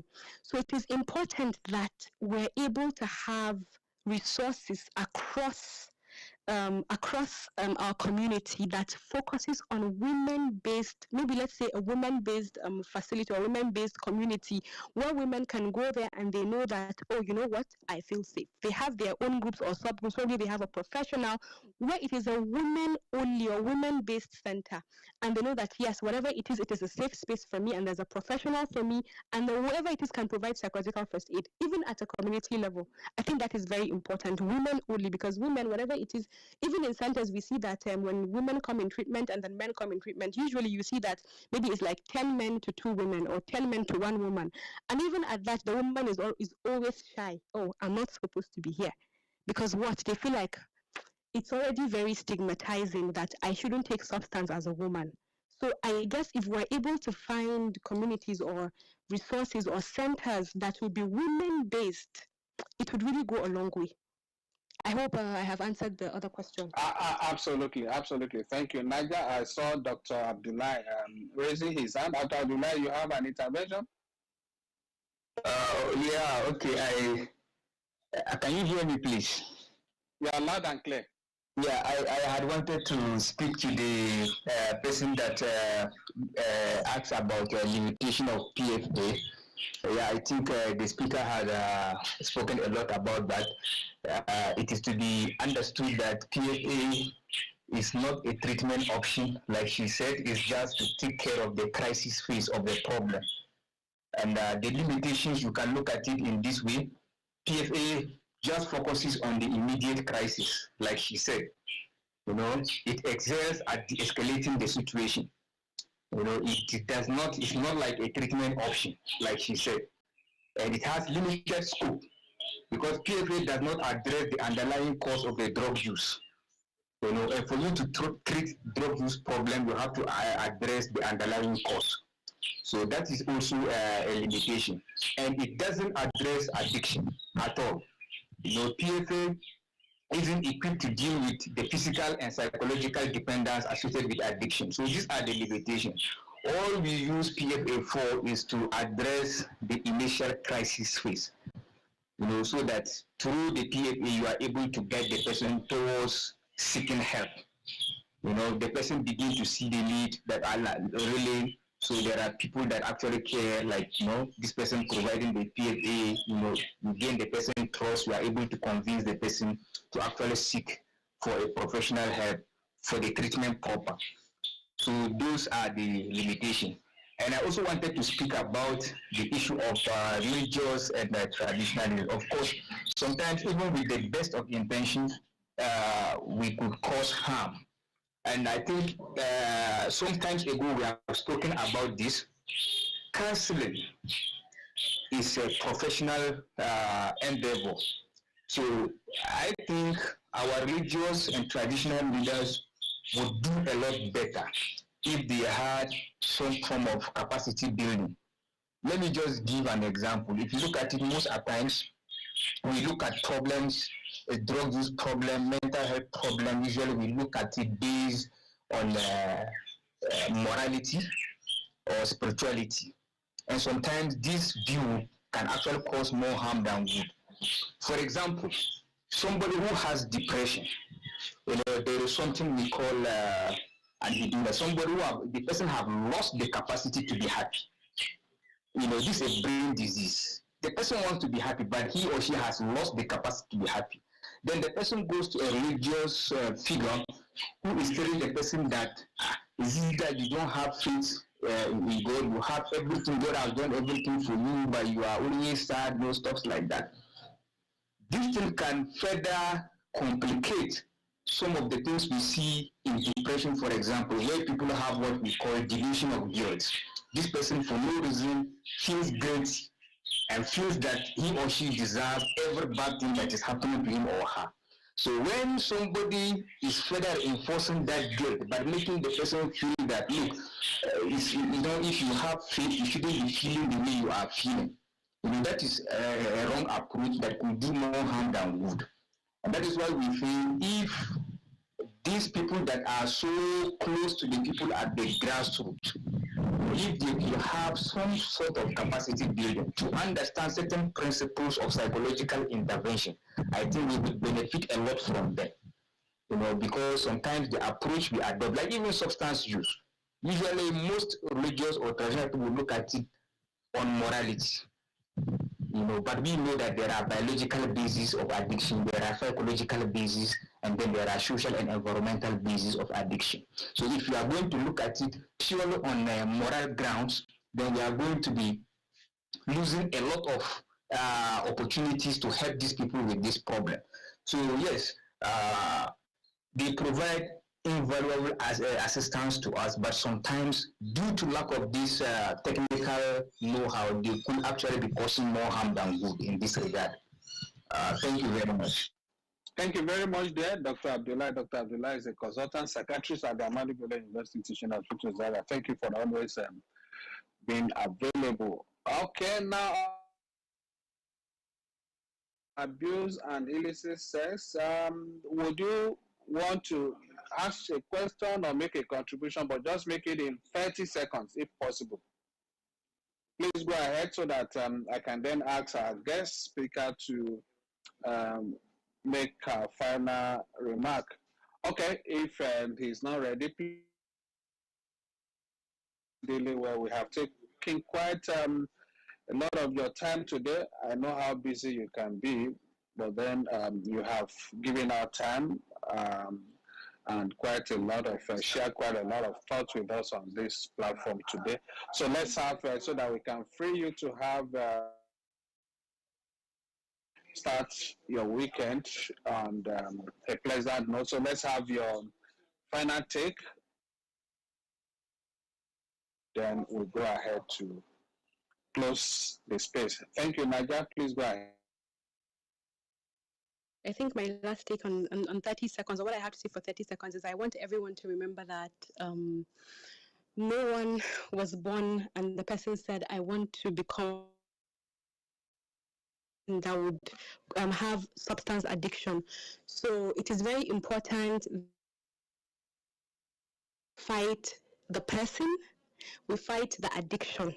And because we know that we at knowing how to help the people around us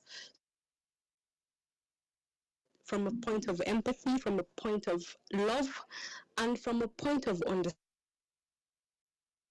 I usually say that love heals. So try to exercise people that you love, because what? There is help available. So that's just all I have to say.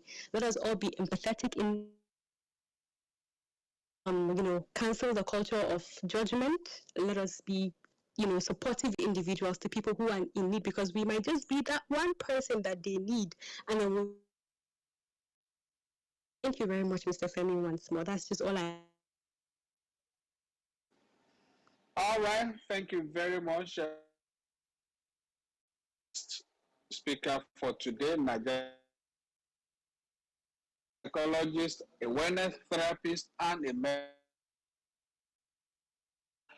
Naja all through her career. She supports psychological first aid assessment to individuals of different age groups and issues of physical ailment. She's has also skillfully led group disorders, mood disorders, and psychotic disorders. Indeed, all of those shades today. Responses to questions and interventions. I appreciate you once again. Thank you very much. Our compatriots that have been a part of, that have shared insight. July, Dr. Abdullah, Mental Health Foundation for people.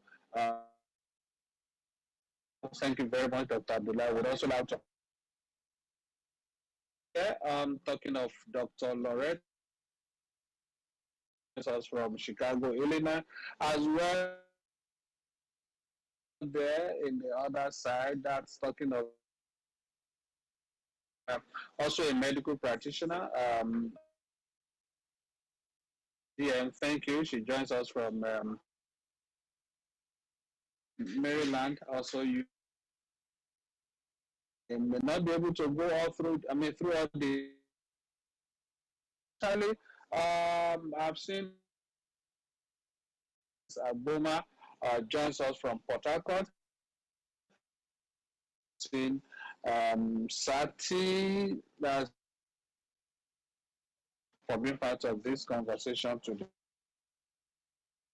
This from this end, that's Valve, Sini, Neta Kumbi Black is working behind the scene. Thank you, I appreciate it. It's weekend day, but please let's remember let's avoid substance abuse or even element of it that substances that could land trouble. Let's avoid that. Our life peacefully. Tell us that indeed this conversation is handles that's at NDLA and on X, LA01 or Facebook. You can always listen on those platforms. We are cases. We only acknowledge all of our compatriots on Facebook. I've seen quite a number of your. I appreciate you. What this conversation, because it's recorded on with others so that they can be what PFA is and how in time of crisis until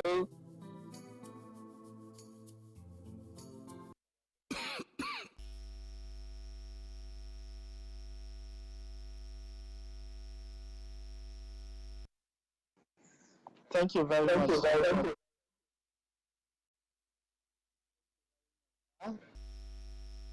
This brings us to the end of the program. For more information about the agency, our listeners can visit our website.